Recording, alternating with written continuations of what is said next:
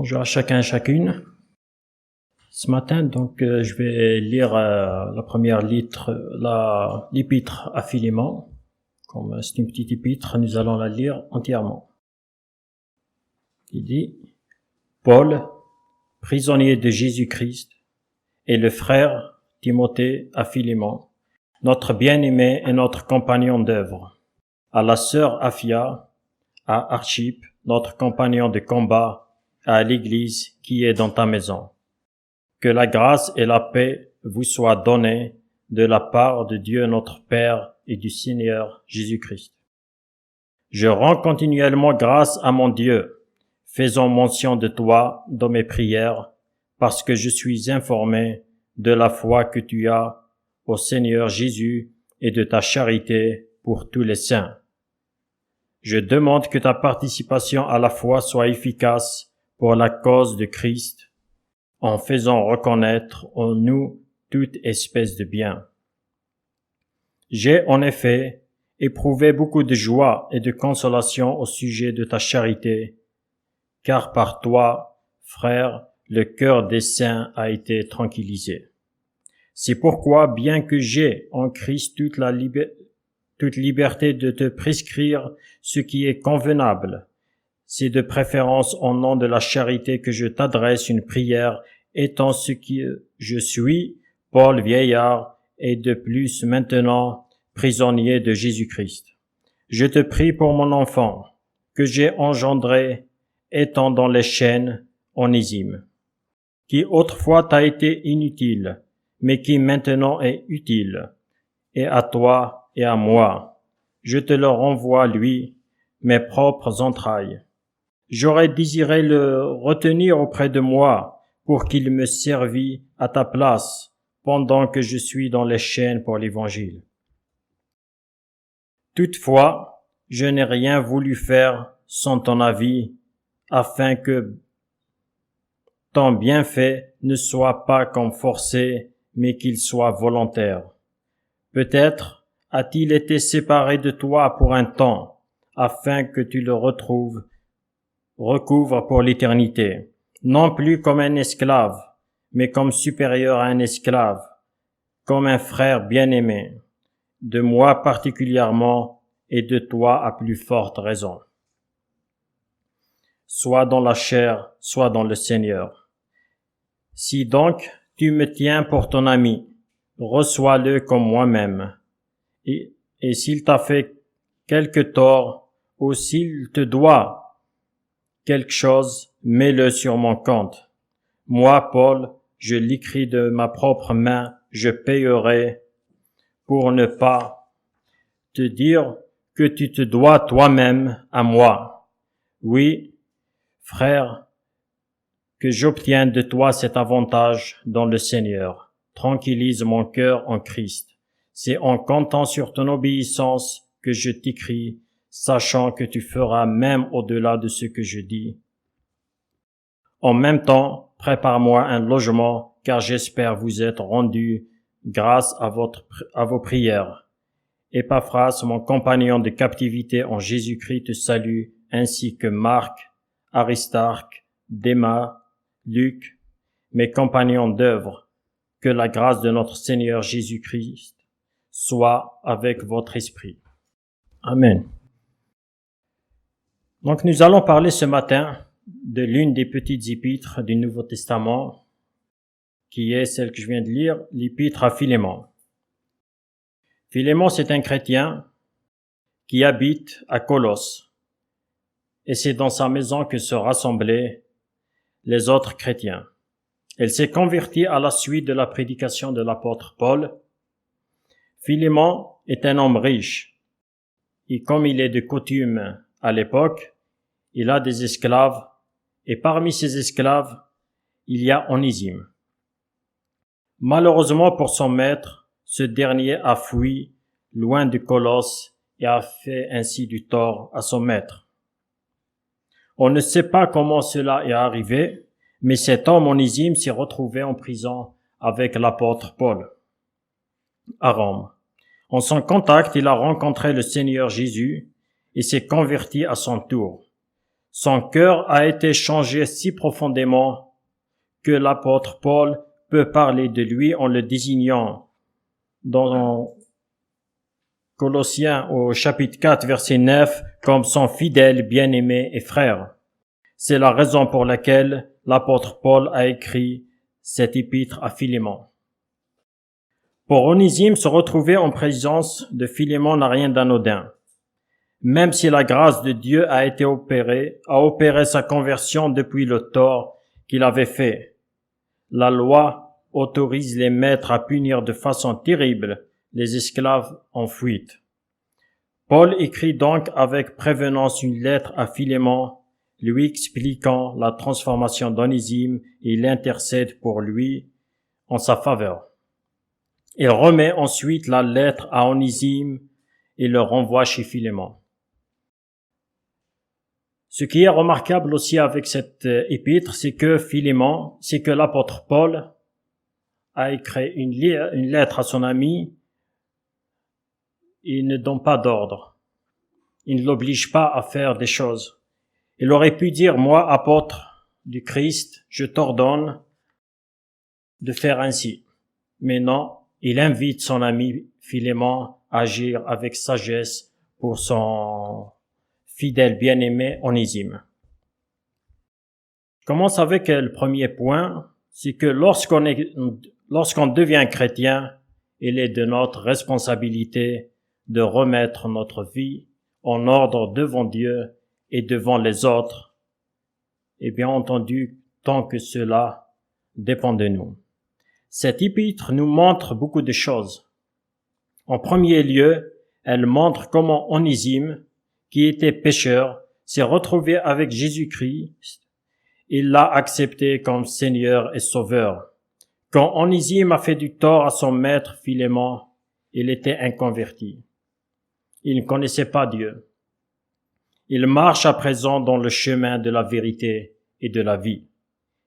Il est merveilleux de voir comment un homme autrefois pécheur a donné sa vie à Jésus-Christ et comment sa vie a été transformée dorénavant. Dans le verset 10, Paul le considère maintenant comme son fils spirituel. Il dit, « Je te prie pour mon enfant que j'ai engendré étant dans les chaînes. » Il est ainsi devenu un frère bien-aimé, mais cela ne le décharge pas des obligations contractées du fait de son ancien péché. En ce qui concerne Dieu, ce péché est pardonné ainsi que tous les autres, car il a été justifié. Il l'a justifié de tout. Mais en ce qui concerne Philémon, il est nécessaire qu'il y ait confession de ce péché, une demande de pardon. Peu importe ce que celui-ci décidera de faire, quand on devient chrétien, on doit se mettre en règle à la fois devant Dieu et devant les autres. Onésime sait qu'il a mal agi. C'est pour cela qu'il s'est confessé à l'apôtre Paul. Il lui a demandé conseil sur la façon de remettre sa vie en ordre et d'être juste devant Dieu et devant les hommes. L'épître montre que cela a été possible dans le cas d'Onésime. Ainsi, elle nous enseigne une leçon importante. Si nous avons fait quelque chose ou bien un tort tangible à autrui, la seule preuve effective de repentance qui peut être donnée est celle de la confession du tort et de la restitution. C'est un très beau témoignage qui glorifie Dieu. Elle nous apprend que du côté de la partie offensante et fautive, il faut un retour en toute humilité vers celui qui a été offensé, avec confession du tort et reconnaissance de son droit à la restitution. Quand à l'offensé, il est exhorté de recevoir favorablement le fautif repentant, avec grâce et avec la reconnaissance la plus complète possible pour tout ce que Dieu a opéré pour lui. Dans cette lettre, l'apôtre Paul, il imite Jésus. Paul assume la pleine responsabilité quant à une restitution adéquate par le paiement de la dette qu'Onésime a envers Philémon. Il demande que le tort causé soit mis à son compte. Il écrit « Moi, je payerai ». Il est beau de voir le parallèle entre cette situation et la nôtre. Nous qui avions une dette envers Dieu à cause de nos péchés, une dette qu'il nous est impossible de payer par nous-mêmes. Comme c'est écrit dans Psaume chapitre 38 verset 4, « Mes fautes s'élèvent bien au-dessus de ma tête, elles sont un poids bien trop lourd pour moi. » Nous avons quelqu'un qui a payé pour nos fautes, qui a payé nos dettes envers Dieu. C'est Jésus-Christ. Dans 1 Jean chapitre 2 verset 2, il est écrit « Il est lui-même une victime expiatoire pour nos péchés, non seulement pour les nôtres, mais aussi pour ceux du monde entier. » Après avoir dit qu'il payera, Paul ajoute « Pour ne pas te dire que tu te dois toi-même aussi à moi. » Cela signifie que plutôt que de faire valoir le fait que Philémon lui est redevable, Paul insiste pour payer la dette d'Onésime et ainsi laisser Philémon libre de recevoir réparation. En effet, il s'est lui-même également converti par le moyen de l'apôtre Paul et cette conversion lui garantit le salut qui vaut bien plus que toutes les richesses de ce monde. L'apôtre Paul, qui était un persécuteur de chrétiens, un extrémiste pharisien, a vu sa vie transformée et ses péchés pardonnés par le sang de Jésus-Christ. Celui-ci ne lui a pas reproché son passé. Il ne lui a pas demandé de payer pour tous les torts qu'il lui a fait. Mais Jésus a pris également ses fautes à la croix. Il a payé sa dette. Dans 1 Timothée chapitre 2 verset 5, nous pouvons lire « Dieu est un et le médiateur entre Dieu et les hommes, et un, l'homme Christ Jésus. » Dieu est celui qui a été offensé par nos péchés. L'homme est celui qui a offensé. L'homme Christ Jésus est le médiateur entre nous et Dieu.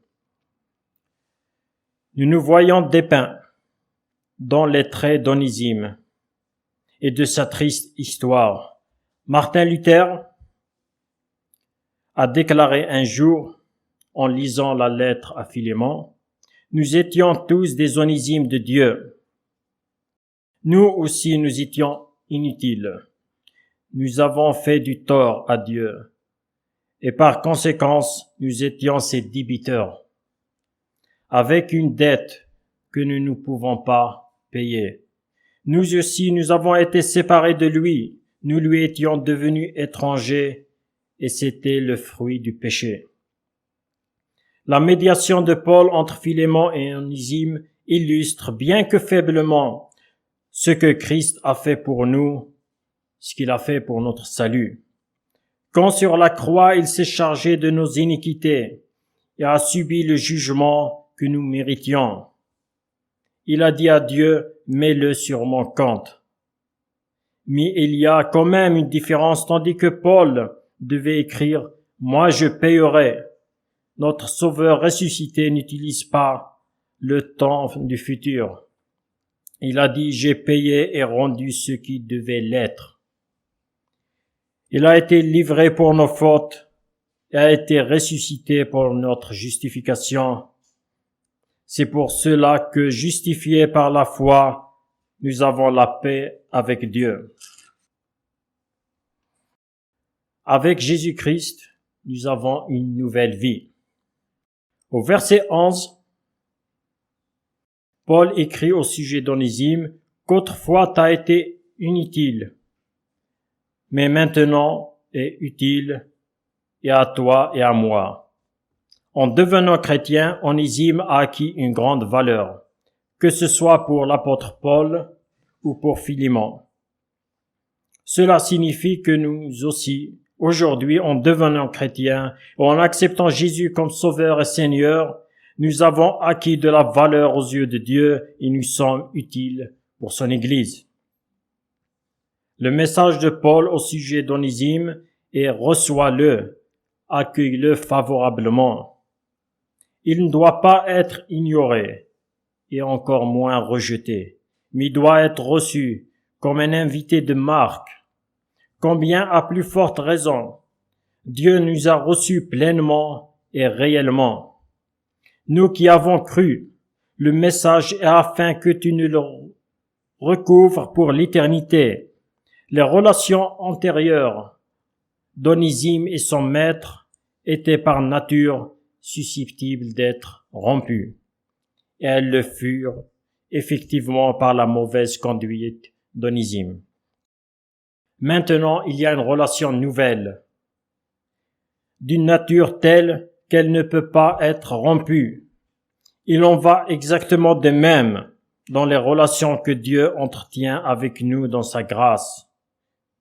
En tant que fruit de l'œuvre du Christ, nous nous tenons devant lui dans une relation indéfectible et éternelle.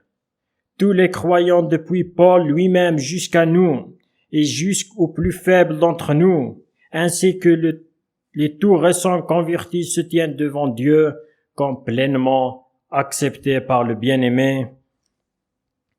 Nous avons été reçus, acceptés de la façon la plus favorable par Christ lui-même. Cela serait une chose stupéfiante, inimaginable et absolument incroyable si la parole de Dieu n'était pas là pour le déclarer. Il nous a fait asseoir dans les lieux célestes avec lui. Nous lions à lui par la force de son amour éternel. Mais ici encore, nous devons noter combien l'illustration est faible, car Dieu le Père aime exactement comme Christ le Fils a aimé. L'amour du Père et l'amour du Christ sont ainsi doucement entrelacés. C'est une épître qui nous parle aussi du pardon et de la communion fraternelle.